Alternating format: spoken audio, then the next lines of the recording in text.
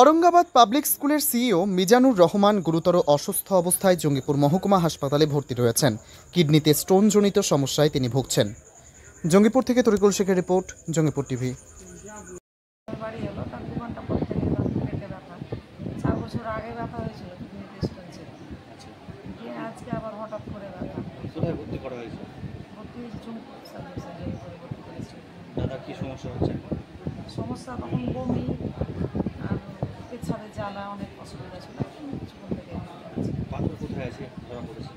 পাথর কোথায় ধরা পড়েছে? পাথর পাথর পাথর কিডনিতে। এখন আবার রিপোর্ট পাওয়ানো বলছে যে গলব্লাডারে স্টোন আছে। ডাক্তার কি বলেছে এখন আপাতত? ডাক্তার ঢোকেনি এখনো, ভর্তি করার পর ডাক্তার ঢোকেনি, ওখানে এমার্জেন্সি থেকে দেখিয়ে এসছে। কটা নাগাদ ভর্তি করেছিলেন? ভর্তি হয়েছে 10:30টায়। সকাল 10:30। 10:30টায় কোনো ডাক্তার ঢোকেনি, আমি এমার্জেন্সি থেকে দেখিয়ে এসছে। রিপোর্টে বলেছে গলব্লাডারে। ছেলের নাম? মিজানুর রহমান। আপনার? নাজিমা। মিজানের আপনি কে?